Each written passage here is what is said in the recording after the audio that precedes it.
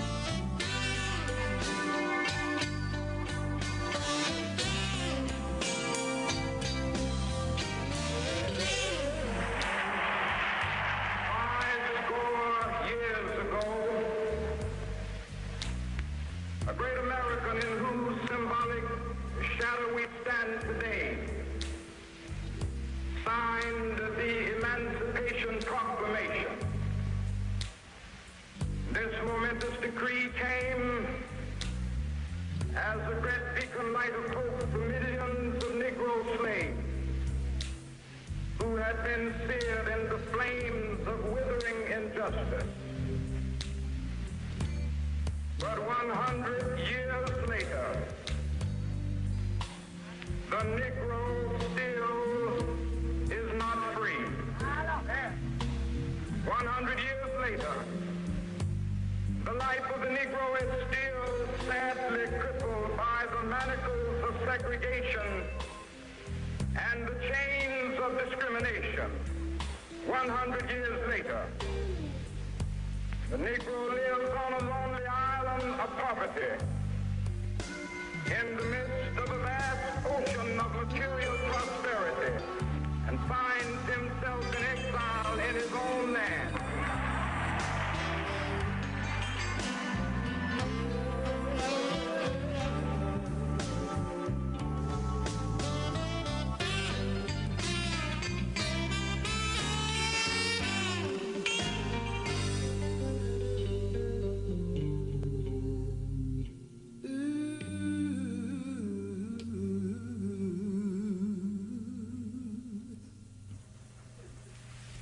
What does that say?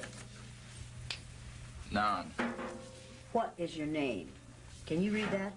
Sure. Well, I can't. Cross it out and write it so I can read it. Okay.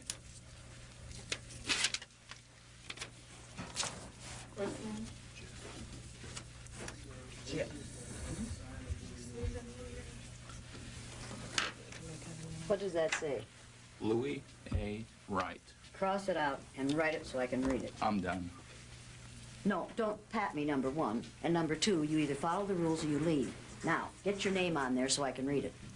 They asked for my signature, that's it. Write your name on here so I can read it. No, ma'am. This man is out of here. We need your name tag. This man is out of here. He isn't going to follow the rules. He isn't going to stay. You're out of here.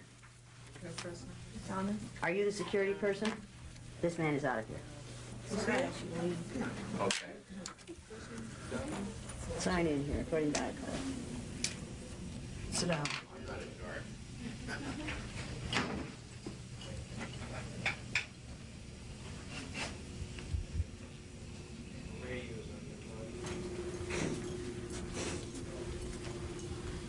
All the way up? All the way up. Okay.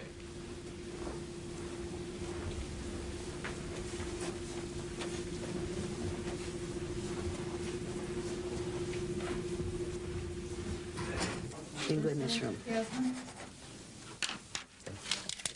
Thanks. Sign in here, according to iCard. Well, I guess I'm over here in the nom. I'm not Brown. Your first name? Sit down.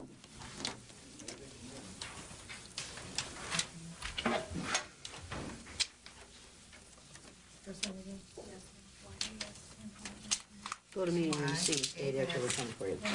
Look out of your eyes. Green. Sign in under Brown. Two gentlemen have one question. The question is, would you want them back? I don't want them back. I don't want them back. This is not a question of want. If they can come back and conduct themselves according to the rules, they can come back. But I'm going to put them out if they don't follow the rules. It is not their choice. Okay. This is not their choice. They either follow the rules or they're out of here. That's the only choice they have. All right. Thank you. You want me to tell them that? No, I can I'll be tell. perfectly happy to do No, I it. can do it. Well, Bluey, did you sign in? Yes. Sit down. I'm sorry, I thought you meant in there. Sit.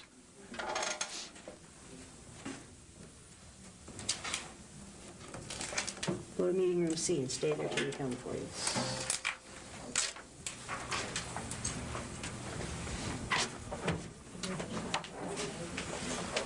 It's another one of those non-brown people. We did it first. Sit down. I'm going to give you a piece of advice. Whether or not you like what's happening here, you either follow the rules or you're out of here. Got You it. have a choice. Now, get rid of the gum. Okay. Now. There's a wastebasket right back there. Put it in it. Well, go to meeting room C and stay there until I come for you. Okay. So you do print. Sit down. Jan Cole, you have a call on line 3. Jan, line 3. Move your legs. I'd have to straddle your leg.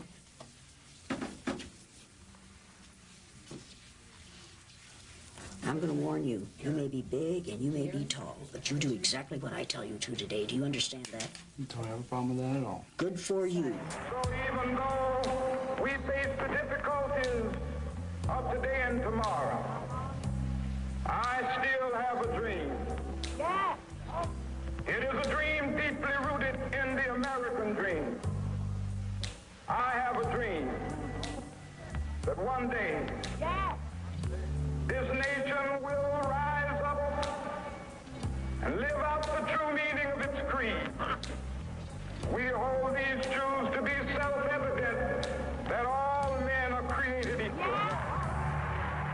I want every white person in this room who would be happy to be treated as this society in general treats our citizens, our black citizens. If you, as a white person, would be happy to receive the same treatment that our black citizens do in this society, please stand. You didn't understand the directions. If you white folks want to be treated the way blacks are in this society, stand. Nobody's standing here. That says very plainly that you know what's happening. You know you don't want it for you. I want to know why you're so willing to accept it or to allow it to happen for others.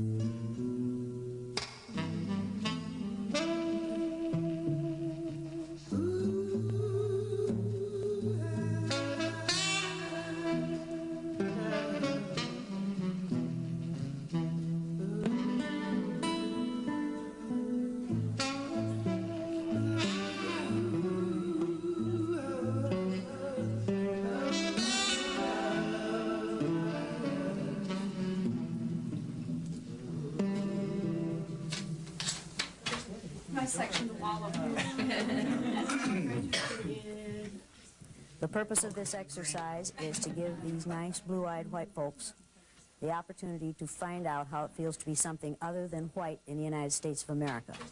And these people today are going to learn more than they want to know. The purpose of this exercise is to help these people walk in the moccasins of a person of color for a day. What I am going to do is assign to these people, on the basis of their eye color alone, all the negative traits that we have assigned to females, to people of color, to gays and lesbians, to people who have disabilities of any kind, to those who are obviously physically different. We are going to assign to these people all the negative stereotypes that we have so easily assigned to those groups. We are going to lower our expectations for these people, and we are going to force them to live down to our expectations of them. I wrote my name. She said, now, write it so I can read it. How have they been prepared to come in here? Not at all. They're just sitting. We just sent them into a room in which there are 3 chairs for 17 people. Now, It's hot in there. it's hot in there. Is it hot in there? Well, then it's probably smelly, isn't it? Because blue-eyed people sweat a lot, and you know they don't smell good. So I wouldn't want to be in that room after they've been in there. We don't tell them anything. We just send them to the holding room.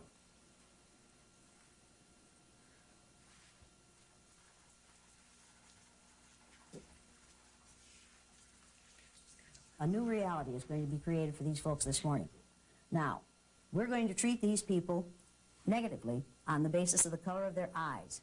And the reason I use eyes is because eye color is caused by the same chemical that skin color is caused by. If you have lots and lots of melanin in your hair, your skin, and your eyes, you have very dark hair, dark skin, and dark eyes. If you have only a little melanin in your hair, your skin, and your eyes, you have light skin, light hair, and light eyes. Now, having light skin, the first people on this earth, the first modern human beings on this earth, evolved near the equator in sub-Saharan Africa in about 280,000 years ago.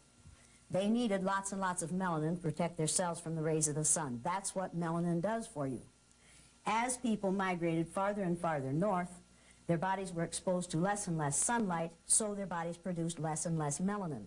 So people in northern climates have much less melanin in their skin, their hair, and their eyes than people in southern climates did who evolved at that time. Now, folks, as people's hair and skin got lighter, it didn't have a bad effect on their brains. But as their eyes got lighter, it allowed more and more light to enter their eyes, pierce their brain cells, and damage their brains. And that's why blue-eyed people aren't as smart as brown-eyed people. Make sense to you? Why are you laughing? It's ridiculous, isn't it? People, it is no more ridiculous to make that statement about eye color than it is to make the statements that we traditionally have made about skin color. If it makes good sense to judge people by the amount of melanin in their skin, then it makes equally good sense, more good sense, to judge them by the amount of melanin in their eyes. And that's what we're going to do this morning. All we're going to do is spend about 2.5 hours treating these people negatively on the basis of a physical characteristic over which they have no control. Now, they aren't going to like this. If you do your job right, they aren't going to like this. Is that going to make me happy? Yes, yes, because I want them to be uncomfortable, and I want you to help them to be uncomfortable. Keep the noise down. Keep the noise down. I'm not playing. Everybody keep the noise down. And whoever messed with the door, leave it alone. It was them. Who was it? Keep the noise down.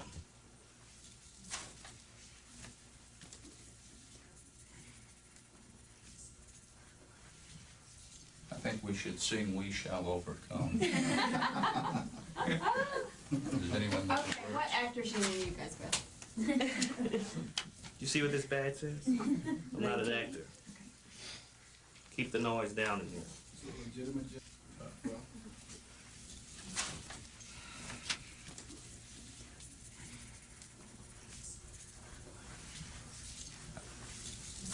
Blue-eyed people aren't as smart as brown-eyed people. I can prove that to you by giving you and them the Dove Counterbalance Intelligence Test. Now, this is an intelligence test that was developed by a black male a number of years ago, and the purpose of this test is to give white folks the opportunity to find out how it feels to take a test about which you know virtually nothing,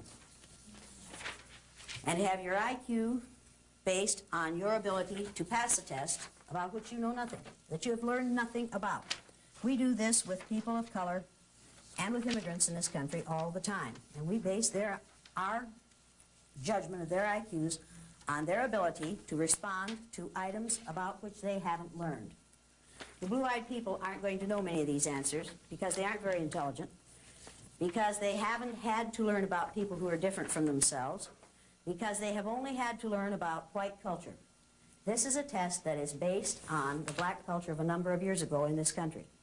These blue-eyed people won't know many of these answers because they aren't smart, they aren't caring, they aren't curious, they don't feel that they have to learn about those who are different from themselves. That's the way they are.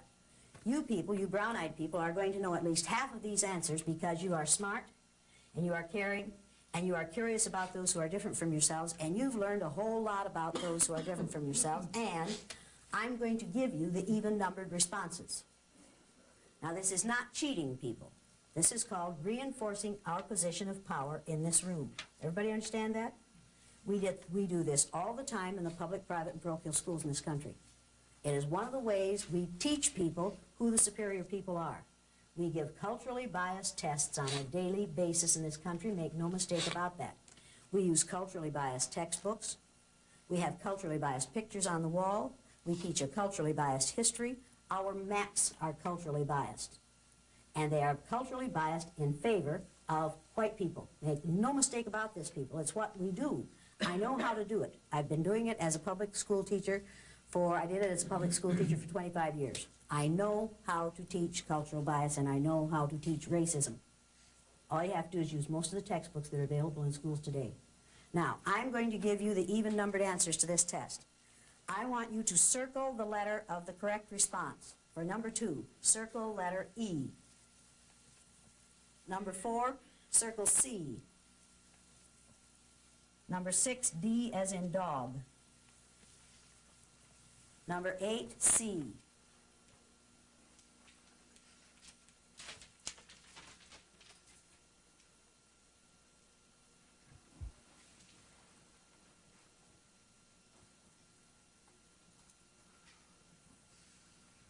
C, 20C, 22B as in Bluey.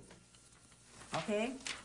Now, people, when you take this test, put an answer on every line on the left side of this page.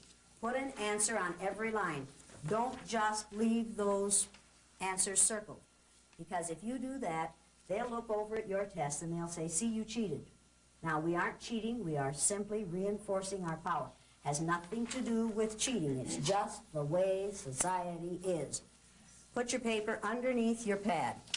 When you take the test, move your chairs back so that they can't see your answers, because if they can see your answers, what will they do? They'll copy them, because that's the way they are. You just have to realize that. Now, we're doing this for their own good. We expect them to be grateful. The rules for the day are going to be that you will not look at these people unless you can either frown or sneer at them. It's all right to laugh at them, but do not laugh with them. How many of you have friends in the blue-eyed group? Let me put it this way. How many of you used to have friends in the blue-eyed group? Now, some of these people are going to leave here very, very angry. Make no mistake about this. That is their choice. When they leave here and they say they're angry, you need to be prepared to say to them, wait a minute. You had it for 2.5 hours. Your home wasn't threatened. Your family wasn't threatened. Your job wasn't threatened. Your income wasn't threatened. Your future wasn't threatened. And you had it for 2.5 hours, and you knew it was temporary. You knew it was going to be over at least by 6 o'clock this afternoon. Why are you so angry? And if you are so angry after 2.5 hours, can you apply that, the way you feel about that anger, to what it must feel like to live with this for a lifetime? In order for this exercise to work, it takes your cooperation. Now, how many of you are going to cooperate with this exercise? Raise your hand if you're going to cooperate. Why are you so slow at getting your hand up? Because it sounds like rude behavior, and I would normally not, I would go out of my way not to be rude, so I will have to try to do this. Do you normally go out of your way to prevent other people from exhibiting these kinds of behaviors toward people of color and people with disabilities and gays and lesbians and... Go out of my way to prevent that treatment? 50-50. I mean, yes and no. Yes, sometimes they do, no, sometimes no. No, no. People, the only thing necessary for the perpetuation of evil is for good people to do nothing. And for the most part, we white folks do nothing so that we can say, well, we didn't do it. We aren't responsible. As long as we do nothing, it is like giving our approval for those who are going to do the negative things. It is not enough to do nothing.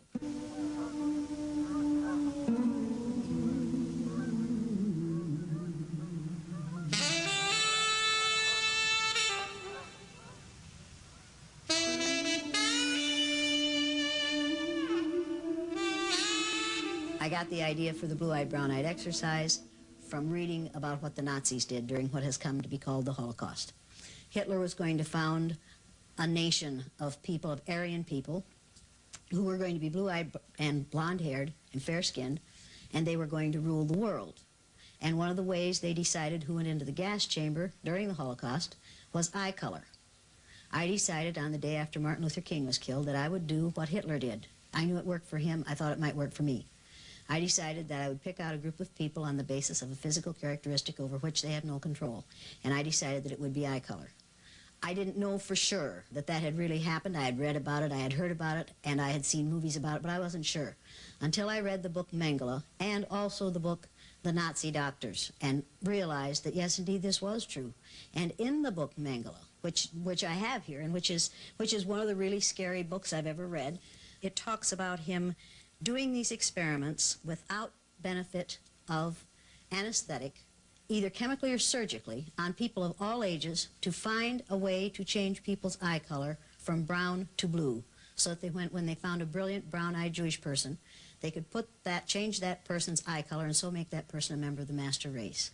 Now, this was in one of the most civilized societies on earth. Some of the greatest philosophers the world has ever known came out of Germany. And here, this man with this intelligence taught us all that if you have enough brains and enough power, you can kill other people who have a lot of brains who have no power, and you can do it on the basis of a physical characteristic over which they have no control, or a religious belief with which you disagree. That's a scary, scary thought. It has happened before, it will happen again, unless well-meaning people read things like this and realize that this wasn't a monster. This was a man who was doing what he thought was right and had the power to do it. This is an interesting book. Here's another interesting book called The Nazi Doctors that tell you exactly what it took to get people of intelligence and education to go along. It's terrifying. It is absolutely terrifying. And the terrifying part of it was that, in fact, ultimately it was so easy to get them to go along. Intimidation works.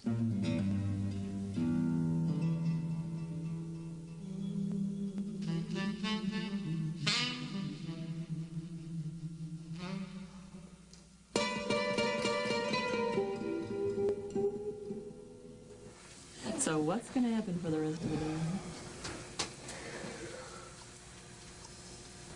So, I mean, we're really not afraid of anything happening to us. We know realistically nothing is going to happen to us if we walk out the door, but we can still play the game. Play gin. Right. Right. We want coffee. We want air.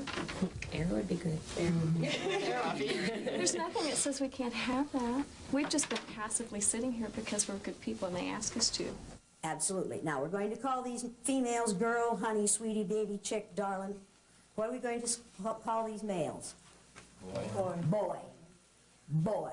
And you don't say boy, you say boy. When it's properly said, it's a two-syllable word. Boy. And we use boy to keep black males in their place on a daily basis. All we have to do to lower someone to the age of 5 to 12 is call him a boy. And we do it to accomplished black males over the age of 70. And we get away with it. Now, for 2.5 hours, we are going to make these people look inferior and feel inferior. How many of you think these white folks can take this?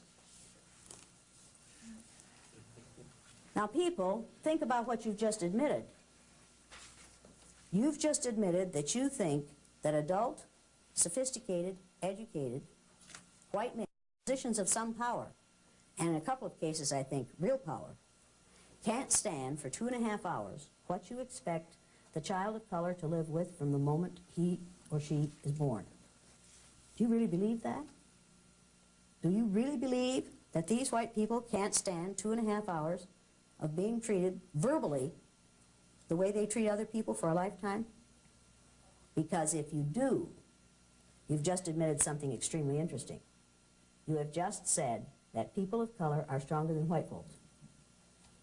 That we have created a situation in this country in which we have built tremendous strengths into people of color, and in which we have not built those same tremendous character strengths into white folks, particularly white males. Does that bother you at all? It's called survival. It's called survival. Absolutely. It's a survival skill. Bear in mind that these people are in their child ego state, and that's where they're going to stay, because people are easiest to control when they're in their child ego state. So these people are being treated like children, and they're going to act like children, and it's what we do with females in this country every day. We treat them like children, and when they act like children, we say, see, you're acting like that because you're female. Now, people, if you are tempted to look at one of these people and wink at them, to let them know, without me catching you, that you really don't mean any of this, I'll change your eye color so fast it'll make your head swim. So just let me catch you looking at your tall white friend here. Just let me catch you doing that, friend. Let me see your eyes. You'll join them quick. Right away. You want to be with them? Okay, Brownie, you're going to be a bluey. It will not make you comfortable. Do not give these people any kind of reinforcement, people. Do not smile at them. Do not look. If you're sad for them, don't let them see it. And some of you are going to be sad for them. You look like you're sad for them already, and we haven't started yet. You aren't sad for them? Good. Good for you. That's the right attitude. Now, people, all I'm asking you to do is act white. That's all I'm asking. Just act white. You white people know how to act white. You've been doing it all your lives.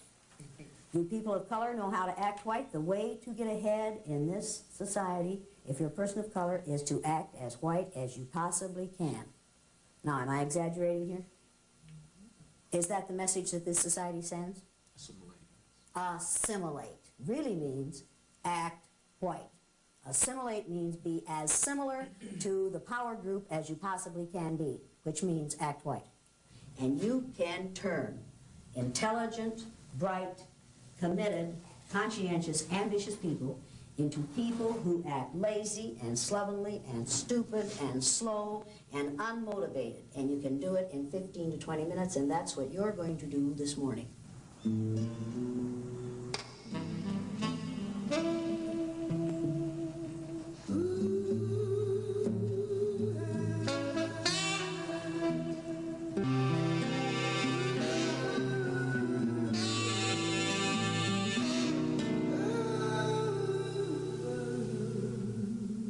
Martin Luther King was killed on April 4th, 1968. I was teaching 3rd grade in an all-white, all-Christian community. I needed to explain the death of Martin Luther King to my students. I didn't know how to do it, except by allowing them to walk in the shoes of a child of color for a day. The first time I did it, no one knew until my students wrote essays about it, and those were published in the paper. And then the Johnny Carson show called and asked me if I would come in and do the Johnny Carson show. Then people in the community found out about it. then all kinds of unpleasant things happened. I got vicious calls in the night. We got, probably between 500 and 600 letters, a third of them so ugly and so obscene that I couldn't share them with my third graders. That fall, when people came to register their children for school, their offspring for school, 20% of those who had children coming into third grade said to the principal, "Don't put my kid in Elliot's classroom." Every year after that, the same thing happened, only sometimes parents would call in and say, "I don't want my kid in that nigger lover's classroom." And the principal never had to say, "Which nigger lover do you mean?" Because we all knew there was only one. My children were beaten and spit on, my own offspring. We have 4 children. They were abused by their peers, by their teachers, by the parents of their peers. My parents lost their business. My father died totally isolated 3 years ago in the community in which his great-grandfather was one of the first settlers, isolated because he had raised the town's nigger lover. I've learned a whole lot about racism. Do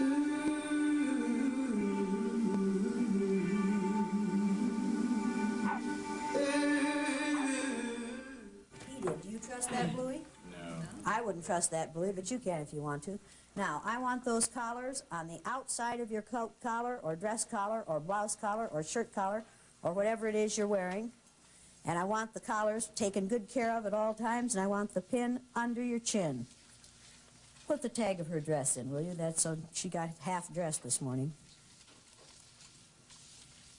Now, people, before... You can't arrange that properly? I guess not. I guess not. Fix it. Get the sunglasses off your head. Put them in your purse with the rest of your junk. Should we have to tell her that? No. Why do we have to tell her that? They're slow. They're unmotivated. They're lazy. They're disinterested. Now, do you have any physical problems that will be made worse by sitting on the floor for an extended period of time? Don't give me I doubt it. Yes or no? No back problems, no hip problems, no leg problems. No heart problems, no high blood pressure, nothing like that. How about you? How about you? No. You? Do you care? No, but I have to know because if something happens during this, you're liable to file a lawsuit. So I want to know going into it whether or not you have any problems. I don't want them made worse because I don't want to have to take a lawsuit out of this. Do you understand that? No. No. Oh, you don't understand that? Well, your low IQ is another one of the problems I'm going to have to deal with today. Now, do you have any physical problems that will be made worse by sitting on the floor for an extended period of time? Yes or no? I'll say no. He's going to say no. Does that mean he doesn't have, or does that mean he's going to say no now, and later he's going to accuse me of having made him worse? Trust it. Can I trust this boy? No. Is he playing games? Yes. Am I going to put up with him? No. Do you have any physical problems that will be made worse by sitting on the floor for an extended period of time? Yes or no? Do you or do you not? You don't care. Honey, Typical. honey, if you want caring, go to your mother. Do I look like your mother to you? She's dead. Then go to some other nurturing female in your environment. That is not what I am about. Do you have any physical problems that will be made worse by sitting on the floor for an extended period of time? What is difficult about answering that? There's no sense in it if you don't care. The purpose of this is to find out whether you are going to be in worse shape physically after this is over as a result of sitting on the floor. I don't want you to be.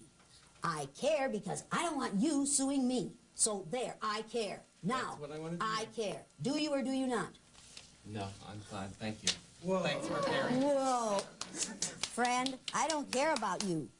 You need to understand that I don't care about you, I care about me. Then you need to realize maybe I lied to you. I care about me. If you lied to me, we have it on tape that you said no. And I So now, if you try to sue us, forget it.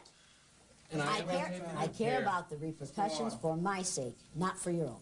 Understand that? But I care about you. Oh, good, good. Then don't make me spend my precious time messing with you anymore. Okay, that's your All right, all right? Yeah. Yes. Turn around and face the front of the room. Turn around and face the front of the room.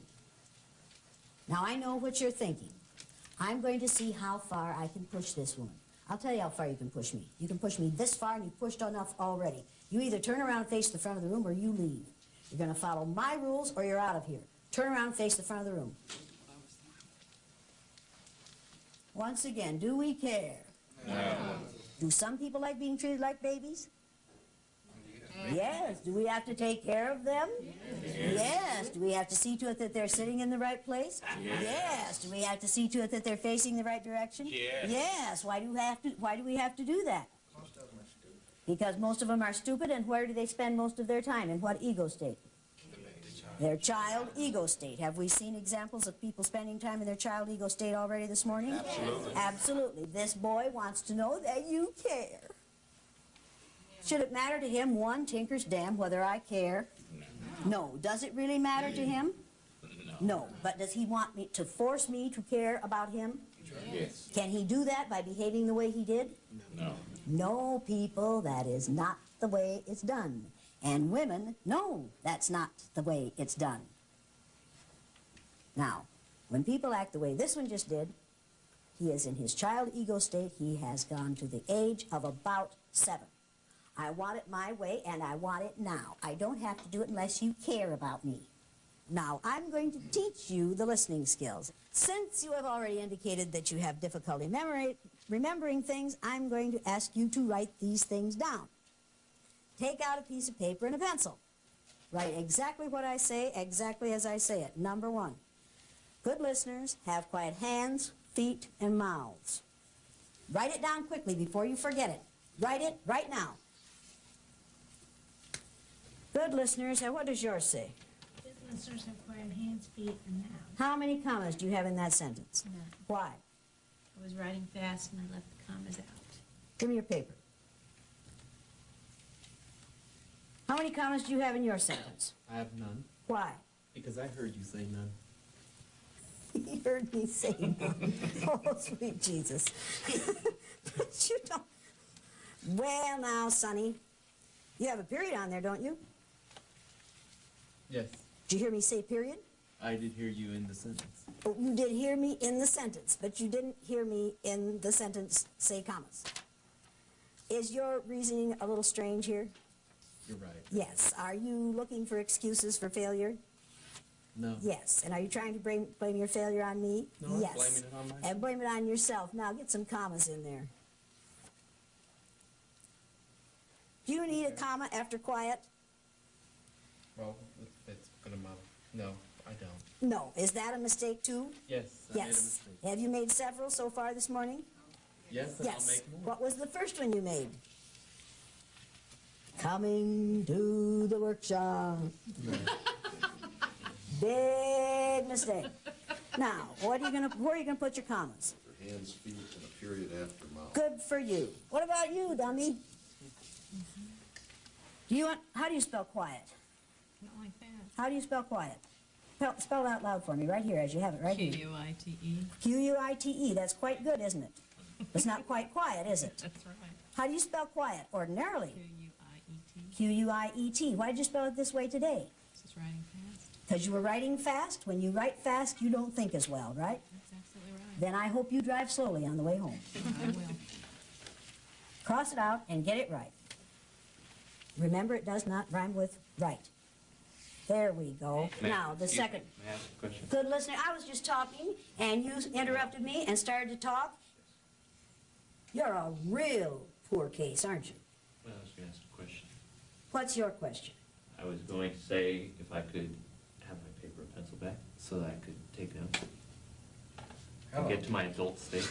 Now, I'm going to give you a piece of advice. Every time I look at you, you're sitting there with that sick smirk on your face. If you can't look up without smiling, the next time I see that smile, I'm going to come down on you real, real hard. Okay? You're going to feel like a cow pat on a hot rock. So if I were you, if you can't hide your smile, drop your head so I don't have to see it.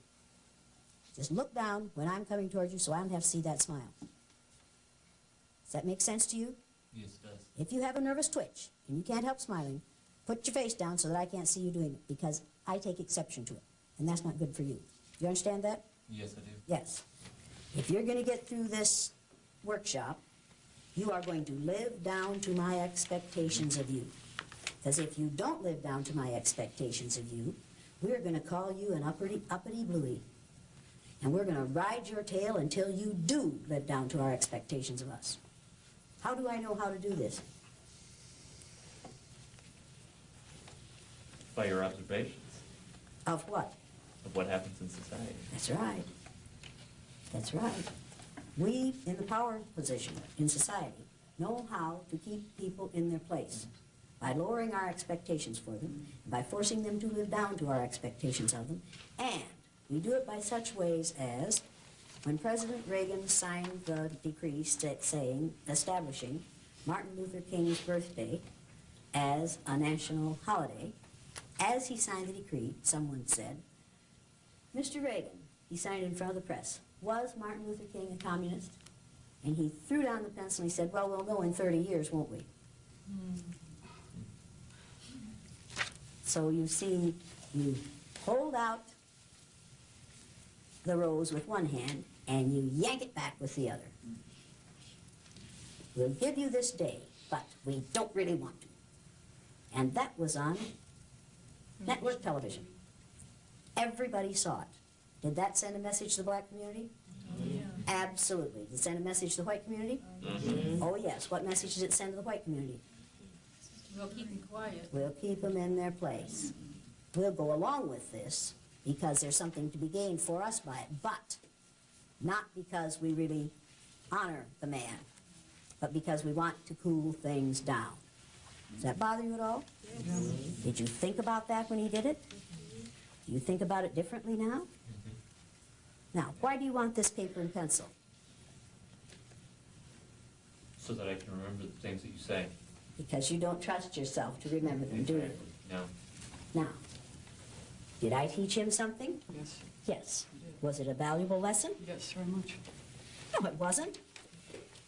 No, that isn't. That is not a valuable lesson, to teach people to submit to tyranny. Get real. That is not a valuable lesson. That is a dastardly lesson, and you need to realize it. You need to realize that what I just did to him today, Newt Gingrich is doing to you all the time by saying people who think like him are normal and other people are not. And you're going along with that. You are submitting to tyranny in order to be called normal, for God's sake. You'd be better off to be called subnormal. I didn't just teach him a valuable lesson. I taught him to go along to get along.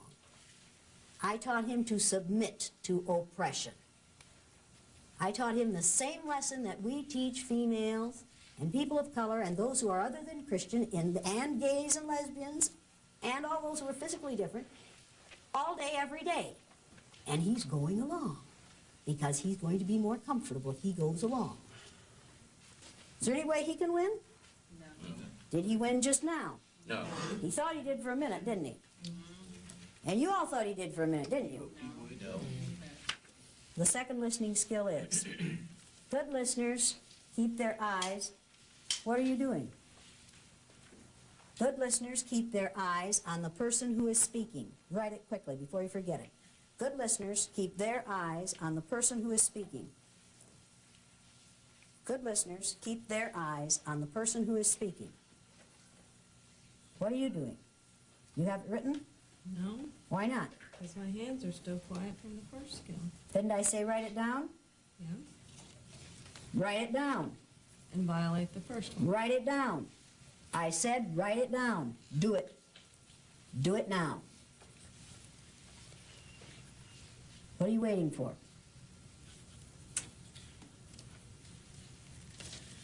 Now I'm going to warn you about something. In case you don't recognize it, I'm messing with your mind. Now, I told him to conform, and then I said it was stupid to conform. So then you decided that you wouldn't conform. So now you're in trouble. Now, what had you better do? You never know what to do. That's right. That's right. Just the minute you think you've caught on to the rule, what did I do? You changed the I changed the rules, people. Am I good? You're good. Am I good? Do I know how to do this? Absolutely. I'm a white female. I learned how to do this at my mother's knee. I know exactly how to do this. I can turn you every which way but loose. And there ain't no way you can win. And we can do this outside this room. Our society does this on a daily basis. We build people up and then we tear them down. We're doing it with Colin Powell right now. We're going to build that boy up, and that's what we're calling him, that boy. We're going to build him up, and then if he gets anywhere near where he wants to go, where he doesn't really want to go, but we're flattering him into going there. And about the time we get him up there, what are we going to do? Kick the blocks out. We're going to kick the blocks out and let him slide right down that slippery slope, unless I'm very much mistaken. Because do you really think that this country is prepared to vote in a black president? Oh, boy, what a joke. Are you think this country is prepared to vote in a female vice president? All right. No.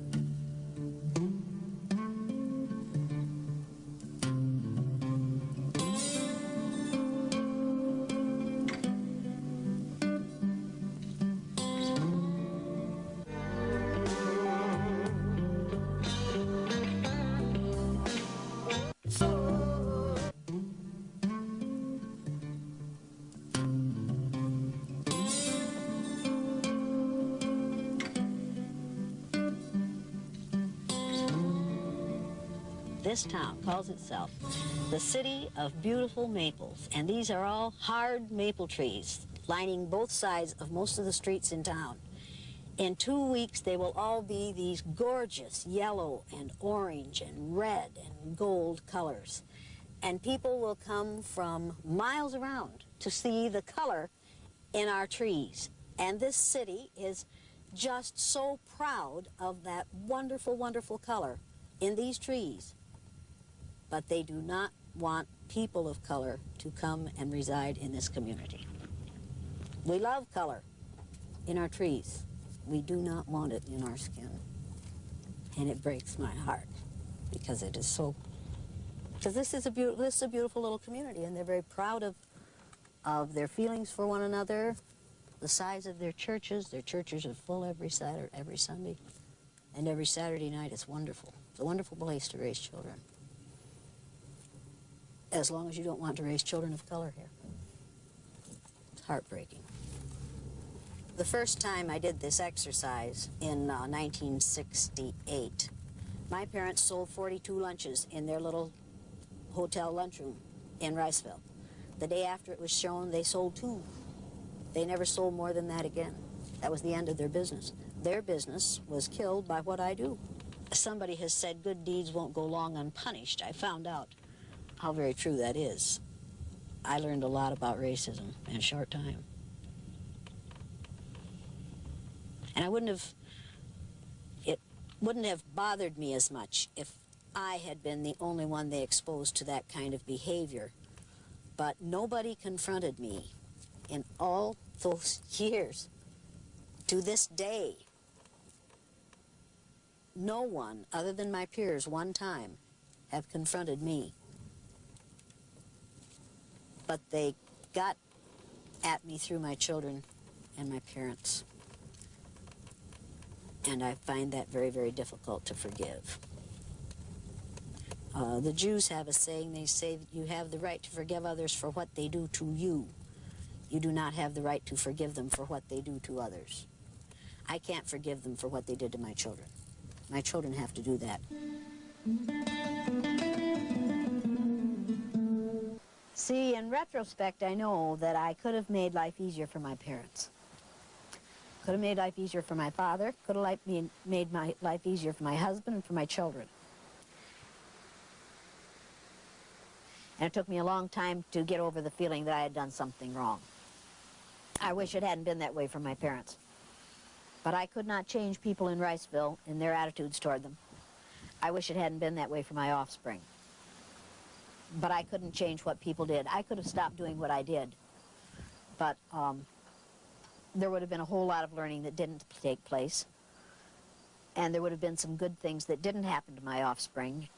And if I had stopped, it would have been saying to my kids, when things get unpleasant, just stop what you're doing. Just go along to get along. That wasn't a message I wanted to send to them.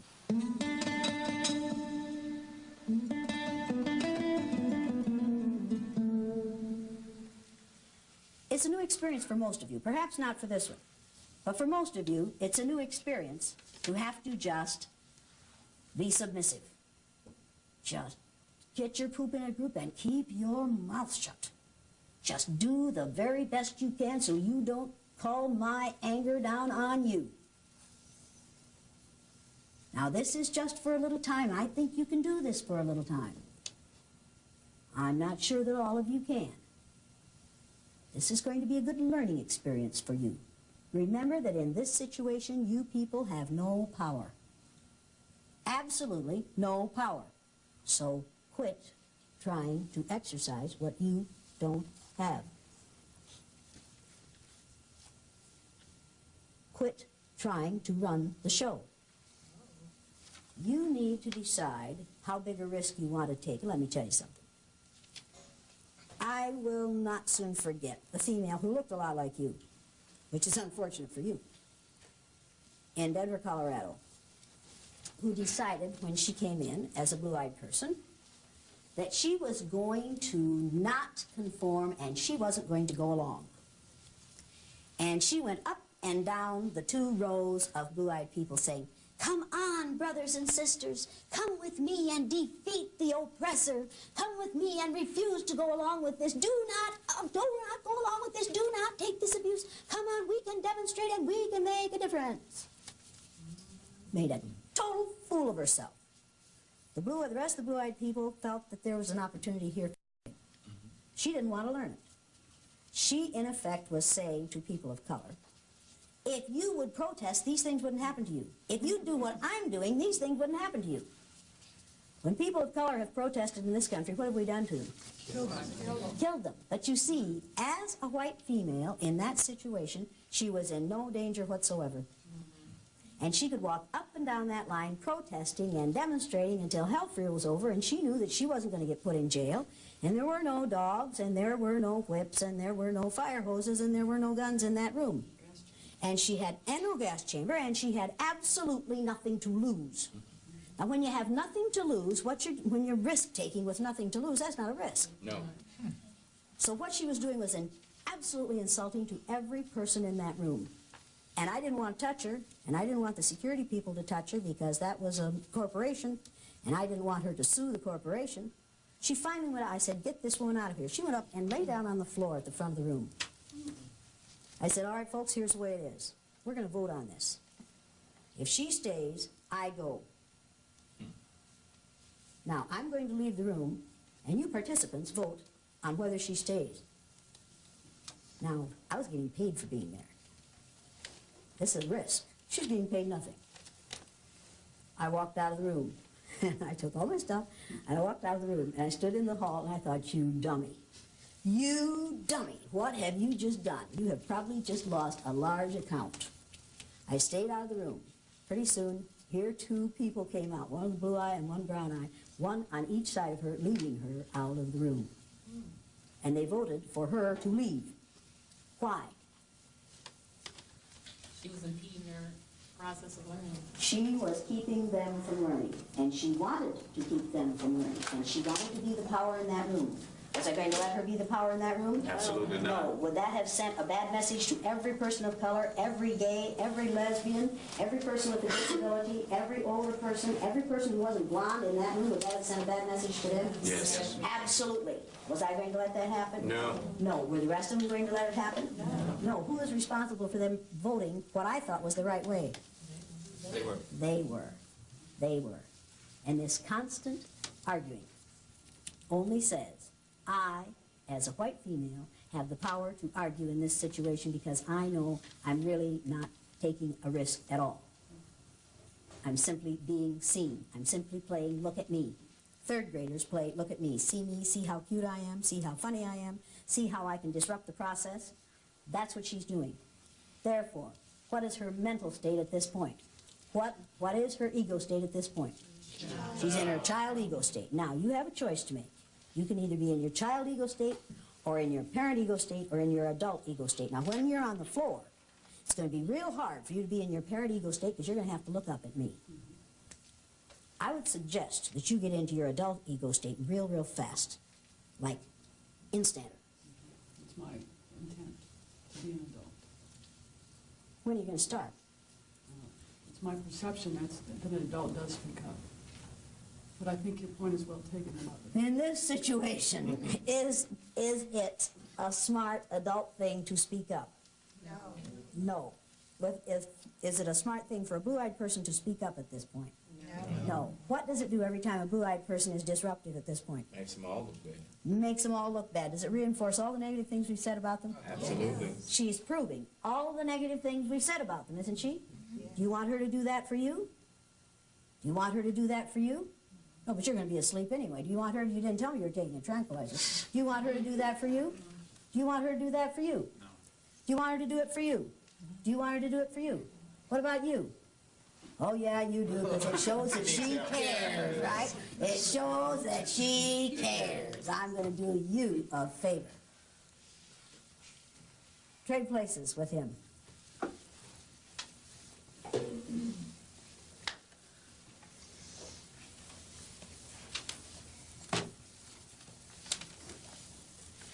Now, the second listening skill is, now, I don't want you to talk to him. Oh, I think you're in the wrong place. You trade places with him.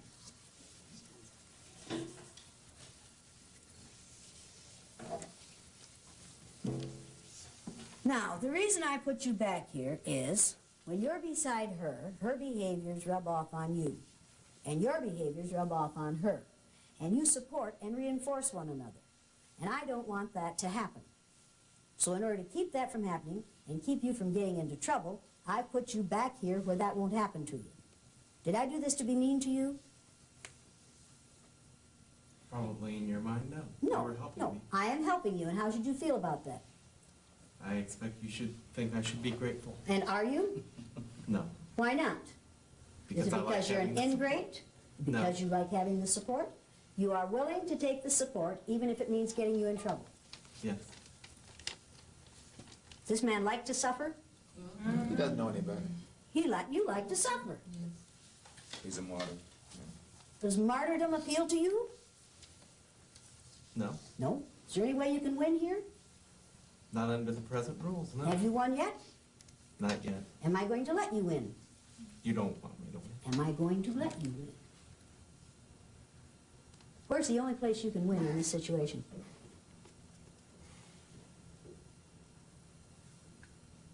I can't. Can you win in your mind? Yes. Yes. Yes. So within me, I can. Within you, you can win.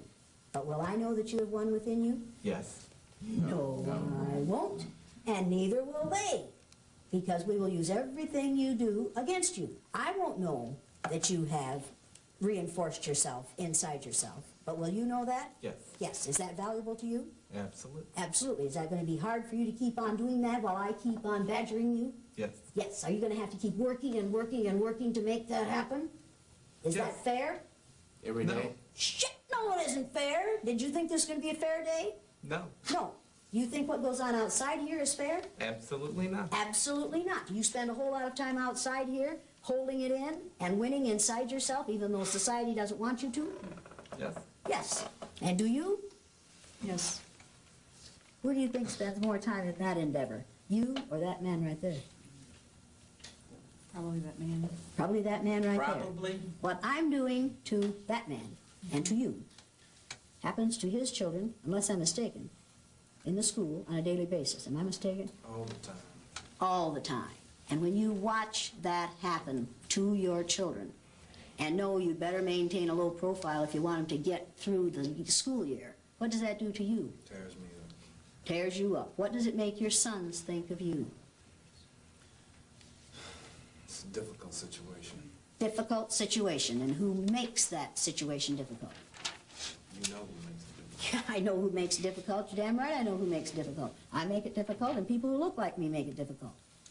And do we spend a whole lot of time feeling badly about it? And we talk a lot about it. If we didn't enjoy it, what would we do? Stop doing it. We'd stop doing it. We'd stop doing it. Are you folks on the outside, you brown-eyed people, having a better time here today than they are? Yes! You have more fun than they are? Yes. Have you had fun yet? Why not? Yeah, and what, as a result of being a blue-eyed person, what is going to happen to you? Be treated differently. That's right, and is there anything you can do about it? Not one thing. Is there anything you can do to change my behavior? None. Absolutely. His tears bother me? No. No. His wanting me to care about him bother me? No. His embarrassment bother me? No. Does the embarrassment that females suffer in the workplace bother the powerful males in the workplace? No. If it did, what would they do about it? Put a stop to it. Immediately. Immediately. Is what happens to people on reservations, on Native American reservations in this country, bother the people in power in this country? No. Not one bit. We are going to increase that pain instead of ending it. Do we care? Do you care? Now, you all could have learned something in the last hour or hour and a half that you've been in here. You could have learned something about how discrimination works and how it feels to be on the receiving end of it. You could have learned about society and society's rules. You could have learned about how hard it is to be in control when you have no control. You could have learned something about power and the use and misuse of power. And a reality that you have never experienced, I think, before. Most of you, I think, have never experienced the reality that you are experiencing this morning. Have you? Before this? Have you? You. Have you? You? Not in this country. You? You? I like the way you say not in this country. You? Have you? Have you ever experienced anything like this before? I've experienced discrimination because of being a woman, yes. Of being a white woman. Do you think the discrimination being visited upon you as a woman is the same as the discrimination that is visited upon her as a woman? Her reality.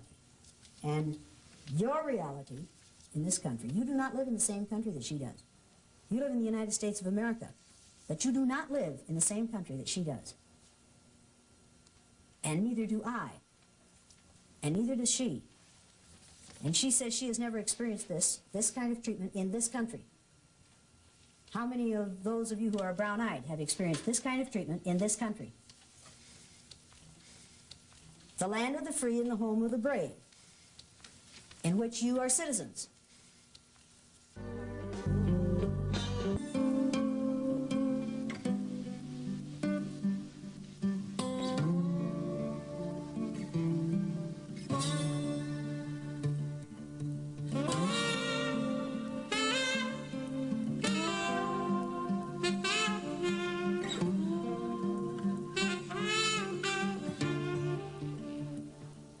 You're going to interview some students tomorrow, some former students of mine, who were in my classroom the third year that I did this exercise. They were in a film called The Eye of the Storm, and we took still photographs of those children each day of that exercise, one when they were on the top and one when they were on the bottom.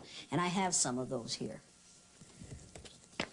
The interesting part about these pictures is you can take a child who's a perfectly happy, normal human being on one day, and by putting a collar on him and telling him he's inferior, you can turn him into a frightened, vulnerable, intimidated, suspicious child who cannot succeed on the day he's in the wrong place.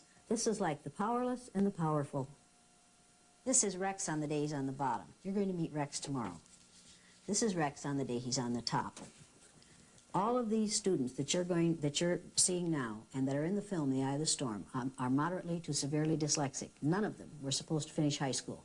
Rex now has his MA in Elementary Education Administration. You're going to talk to him tomorrow.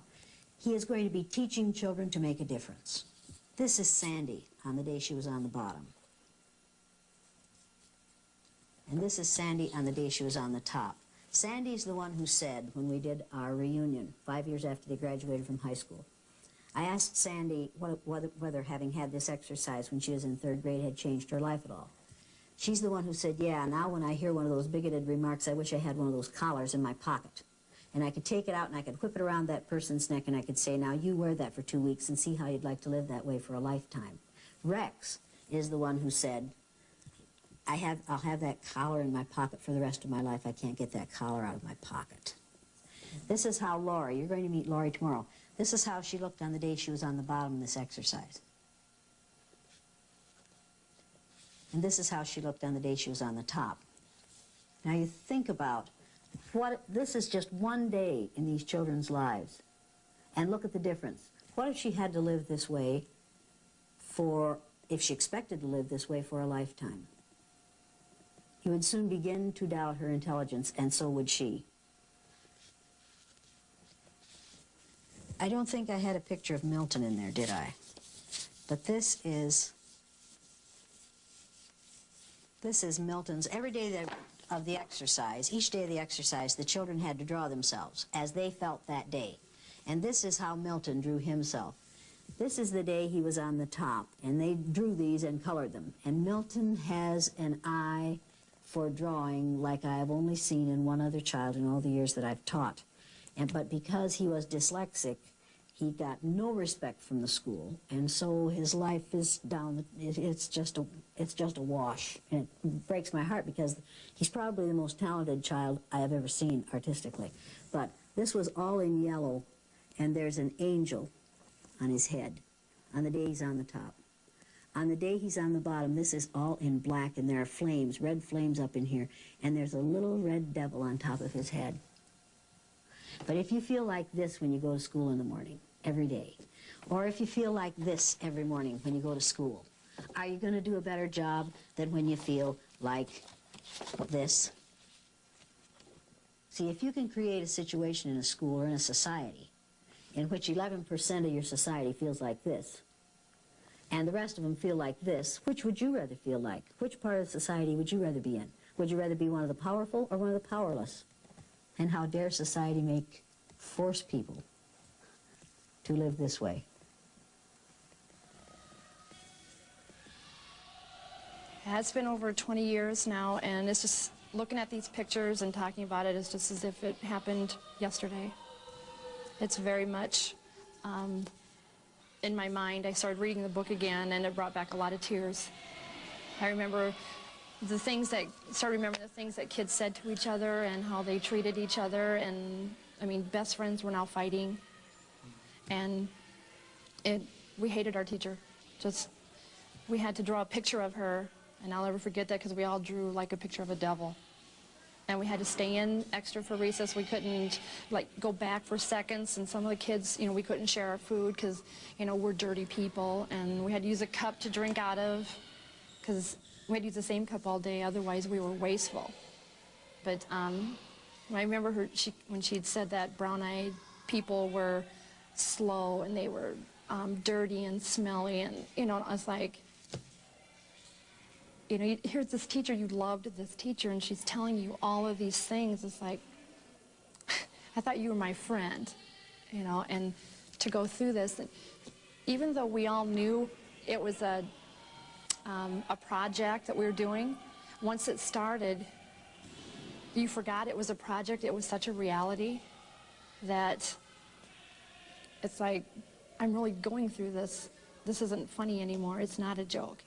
And when they had the collar on, you just felt like, that poor little dog outside who wants to go in and nobody will bring him in. But, and then to take them off, you just felt like you'd won the lotto. It was just really good. The exercise has a lot to do with how I feel today. It was just a one-day thing for me, but it has stayed with me all these years. But, a black child has to live with this the rest of their life. Will all those who have total of 2 right please stand? You have 2 right? Yes. Who checked your paper?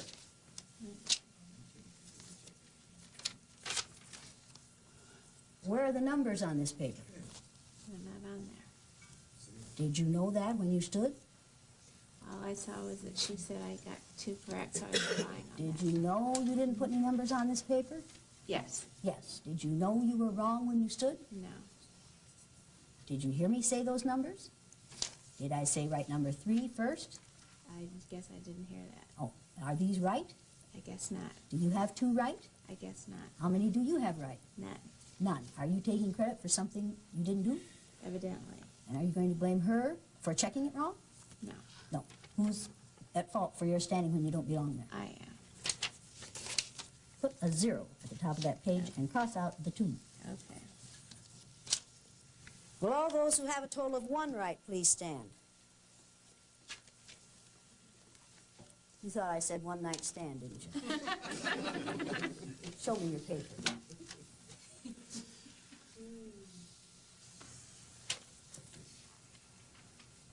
You want to check yours to be sure it's right before I look at it? Well, that is right. You did get 1 right. You're 25% right.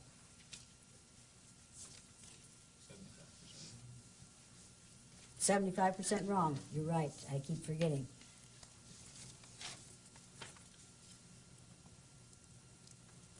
What's the third listening skill supposed to say? Can't remember. What's the third listening skill supposed to say? Third listeners listen from the beginning to the very end. Is that what yours says? No, I left out very. Sure left out very, didn't you? Yes, I did. You have 1 right here? And I should have 0 correct there. That's right. Do you have 1 right here? Yes, I do. Is there 1 right? No, there is not. No. Should you be standing? No, I should not. So what are you going to do? I'm going to sit down and change that to 0. Good idea. So 2 of these people got 1 right. None of them got them all right. This is too hard for blue-eyed people? This is a lot of work for blue-eyed people to learn 4 simple sentences and then have to respond to them in a few minutes. Now, what stress are you suffering from at this point? You're changing the rules. Changing the rules? Your tone of voice is talking down to people. You are setting it up so that making people feel dumb, like if Mark makes a mistake, that's bad as opposed to good. You're standing over some people. And that's stressful to you? I think to this group, yes, and to me. That's stressful to you? Yes. Yes, and also going too fast. And going too fast? Yeah. Anything else that's stressful to you? Those are the big ones. Those are the big ones. Those are big ones for her. That's nothing. Compare that to me and my wife in Independence, right close to where she lived, getting told to walk away from a house that we couldn't rent because it's occupied, and we drive around a block and come back and see a white couple going in there. Right here. You don't know stress. Would you consider that more stressful? I don't even consider that stress. I consider that just devastating. Were you devastated by it? I tried to explain it to my wife and stop her from crying. There was no explanation that worked. No. What's big time stress to you? If you don't mind telling us. Every morning when I get up and go in my bathroom and look in my mirror, that's when my stress begins. Because I go to a school where I am one of 2 black teachers. Out of how many teachers? 60. 2 black teachers 2. In a school with 60 teachers, and you're one of the 2. One of the 2. That's stress. And are you treated differently on the basis of how you look in the mirror when you get up in the morning? Sure I am. And you know it's happening? Sure I do. And you recognize it? Yes, I do. And you can identify it? Sure I can. And if you describe it to your white peers, what do they say? Oh, Linda, please. That's not happening. It couldn't be happening. What about you? Is this big time stress for you, as far as you're concerned? No. No. Do you get stressed like this? Oh, yes. Do you have to perform in spite of it?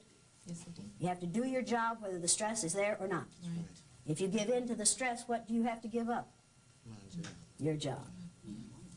This look a lot like a lot of stress to you? Very much so. It does? Yes. Do you think these people are stressed a lot? Well, they're stressed, but not what we go through. Okay, so is this big time stress compared to what you suffer? Very little. Very little. What about you? Looks like a game. Yeah, looks like a game. Does it feel like a game to you? No.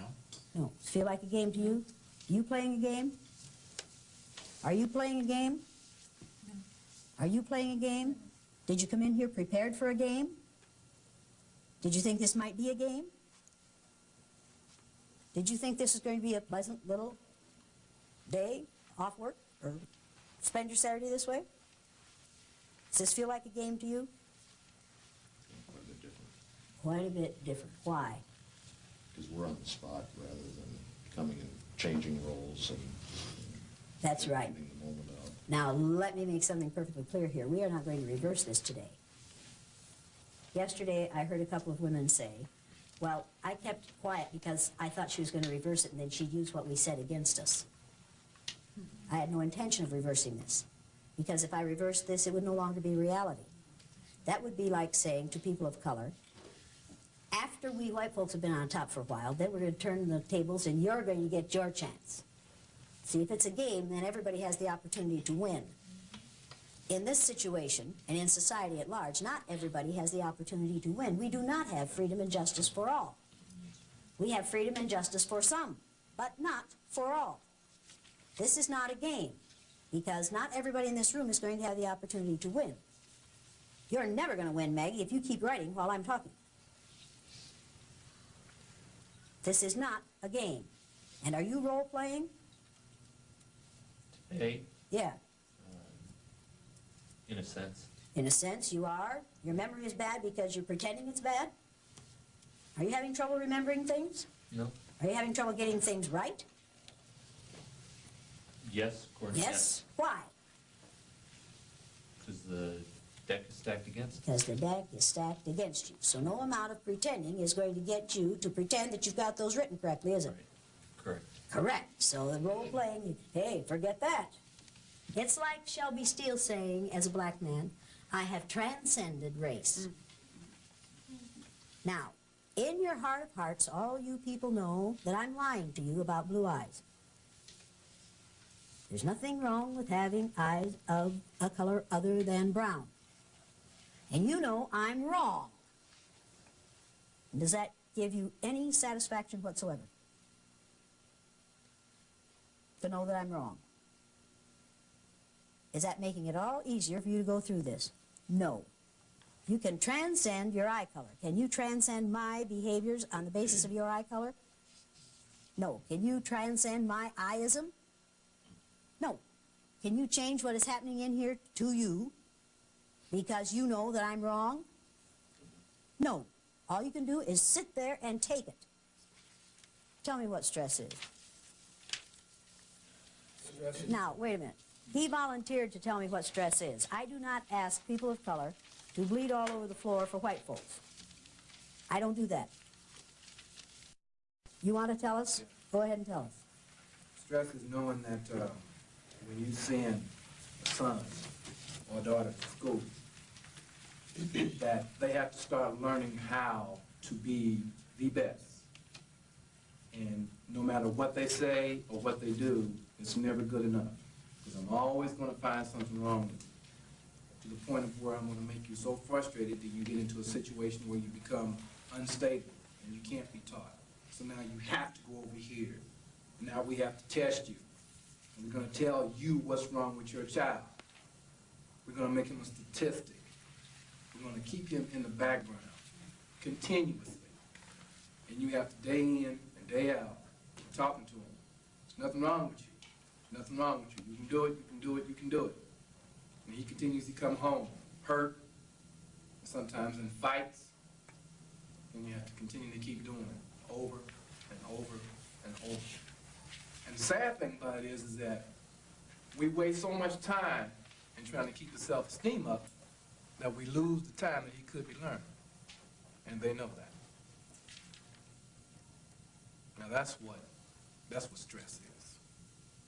Os brancos enfrentassem situações vividas pelos negros no dia a dia, ela consegue produzir neles o sentimento de serem discriminados, provocando as mais surpreendentes reações. Semana Rebeldes com Causa, o olhar indignado de Jamie Elliott, amanhã 11h20 da noite no GN.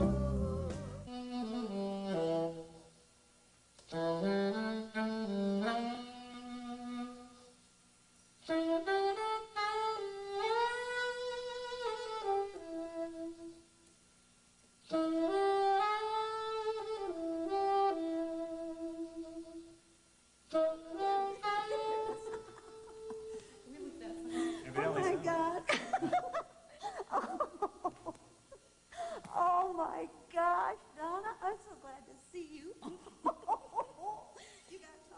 Raymond. No, you shrunk. I don't like your... I heard what you were thinking. Oh my gosh, you all look so great. I'm so glad to see you all. Oh, I said I ran into you once in Riceville, just that one time, and you guys were sitting in the car. Long time ago. I haven't seen you since. Oh, you gotta take your kids and turn them loose at our house. That's fun. That's the good thing. You're going to do it again. Well, I got the third one now, so I can be more than Yeah, happy so to. now we can have more fun. Oh my gosh, you all look so good. Oh, where's Lori? Working, they said. Perhaps so, yeah. Ah, shoot. Well, so be it. Oh, I have I'll have something it. for you. I have something for you. See this? This is Blue Eyes Ward Off Evil. Hey, I need all the help I can get, right? So I brought you each one. Oh, neat. Let's see, these come from Saudi Arabia by way of Sarah through Saudi Arabia. So when you wear them, think of Sarah in Saudi Arabia where men are men and the women laugh at them.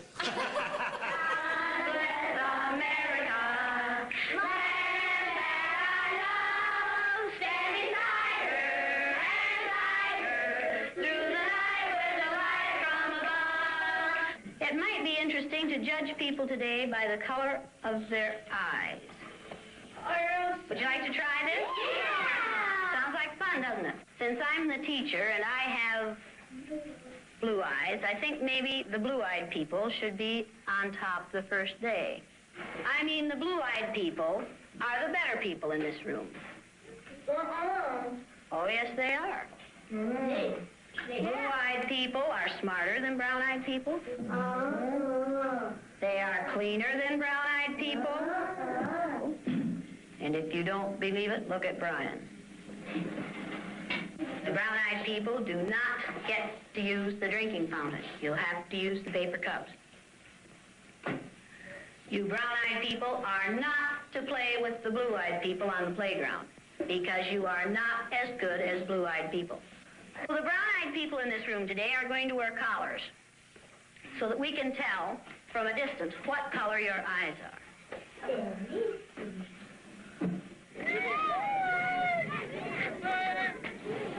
And it seems like when we were down on the bottom, everything bad was happening to us. It seemed like Mrs. Elliott was taking our best friends away from us. What happened at recess? Were two of you boys fighting? Yeah! Russell called me names and I hit him in the gut. What did he call you? Brown eyes. What's wrong with being called brown eyes? It means that we're stupider. No, not that. Oh, that's just the same way as other people call black people niggers. Is that the reason you hit him, John?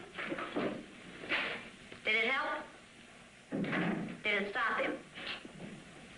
The first reaction I get from teachers who see this film or from who hear me discuss what I do say to me, how can you do that to these little children? How can you put those little children through that exercise for a day?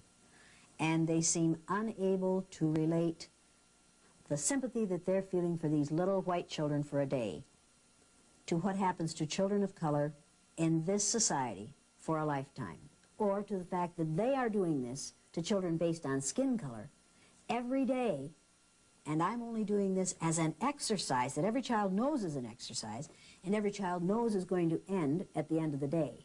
Let's take these collars off. What would you like to do with them? Throw them away. Go ahead. Go ahead. Don't eat them like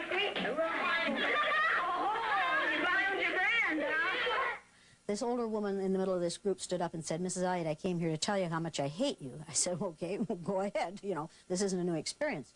She said, I am Jewish. I was born and raised in Germany. She said, we went to a Jewish school. Every morning when our headmaster came in, we would bow and say, good morning, Herr Headmaster. She said, one morning he came in with 2 SS troopers. And one of the SS troopers said to us, in the future, you decadent Jews will no longer bow and say, good morning, Herr Headmaster. You will salute and say, Heil Hitler. She said, I watched those of us who valued our life more than our faith salute and say, Heil Hitler. She said, those who valued their faith more than life itself continued to bow and say, good morning, Herr Headmaster. She said, they disappeared and we never saw them again, but we know what happened to them. She said, your students are very fortunate. They will never allow to happen in their society what we allowed to happen in ours. They'll see it coming and they'll put a stop to it. Then she said something that frightens me to this day. She said, the atmosphere that you created for your students in your classroom with your blue-eyed, brown-eyed exercise reminded me of the atmosphere, the environment that the Nazis created for the Jews in Germany. Now, people of color, particularly blacks, who see the film The Eye of the Storm, which was made in my classroom the 3rd year I did the exercise, say to me when it's over, that's the way I live every day of my life. And that's in what we call the land of the free and the home of the brave. We have created an environment in this country for 11 to 12% of our population in which they feel the way the Jews felt in Nazi Germany. White people say to me, I don't see it that way. Of course they don't see it that way. They don't live it that way. We do not live the same reality in this country. White people do not live as people of color do. Now, I need to know, how did you feel about what you went through this morning? The words that you have written came out of your feelings, right? Nobody else's. Okay, read your 3 words. How they looked frustrated, confused, and angry. Frustrated, confused, and angry. That's the way they look to you during this exercise. Now, people, listen to these words that these brown-eyed people have written and see how many of them are the words we usually use to describe females. Read yours. Confused, sad, and some humor. Sad. Any of you people sad this morning? You looked sad. What were you sad about? I'm sad because I have to stay on carpet, and I didn't get coffee, and I didn't donut.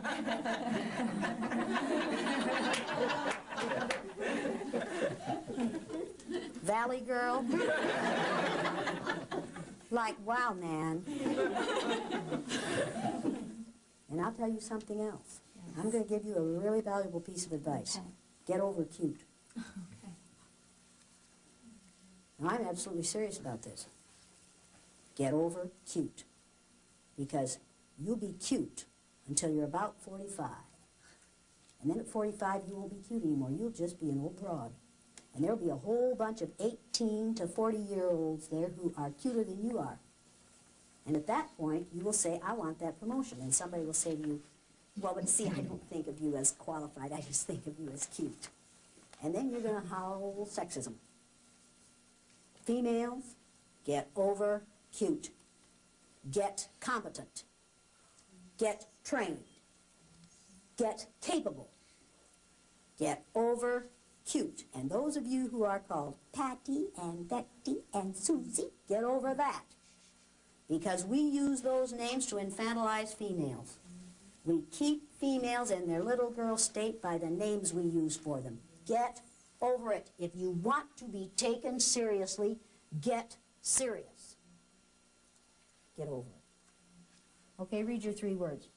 Confused, lonely, and uncomfortable. Confused, lonely, and uncomfortable. Yours. Ooh, did anybody in here feel lonely during this thing? What do you mean when you say lonely? Just like they're just... All alone. Yeah. They have no support group. Right. Here, all these blue-eyed people are together, right, but there's no support group. And each of them knew there was no support coming, didn't they? Did they catch on to that real fast? You didn't even seem to expect help from one another. Would you have appreciated some defense? Well, yeah. Well, yeah! Where's Daryl? Where's Daryl? Don't you say another word until I get my husband in here, because you are so like my neighbor, I can't believe it. Well, yeah! You would have appreciated defense. Yeah. Yeah. Did you resent the fact that none of them stuck up for you? Or did you think they've got to cover their own asses? I figured that they knew that if they tried to come to my defense, that you'd point your guns at them. And so I figured that's the reason that they weren't. When I was picking on her, why didn't any of you males defend her?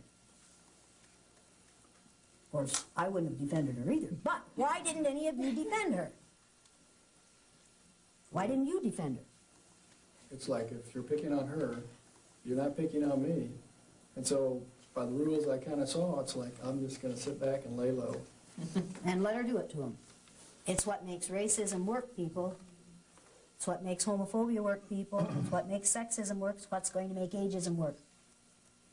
To sit back and do nothing is to cooperate with the oppressor. As long as you folks did nothing, I was free to do whatever I chose to. Read yours. I said they looked intimidated, confused, and scared. Scared. Any of you people scared this morning? What are you scared about? I was, I think the thing that made me most scared was when we talked about the, just doing this for a day, and how it really is a lifetime thing for so many folks. Why does that scare you? It scared me. I really got in touch with just the incredible injustice that I'm a part of. Yeah, yeah. It really scared me. Yeah.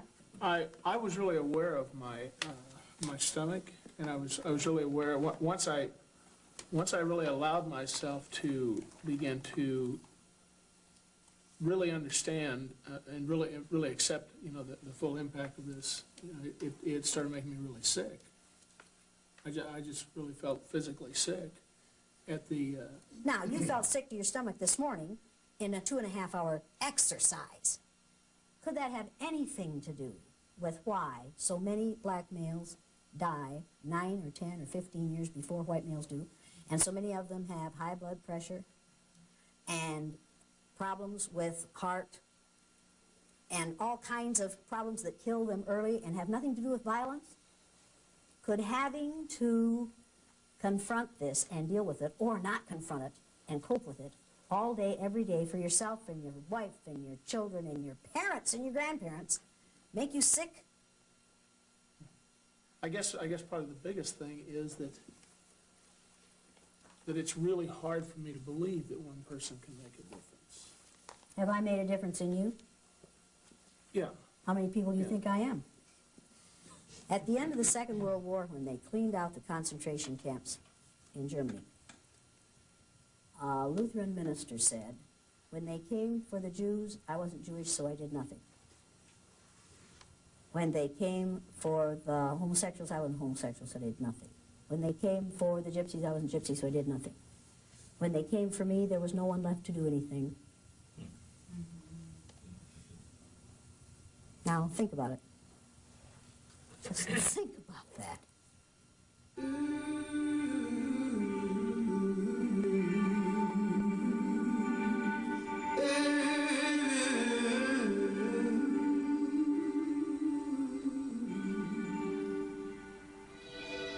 I still have a dream. It is a dream deeply rooted in the American dream.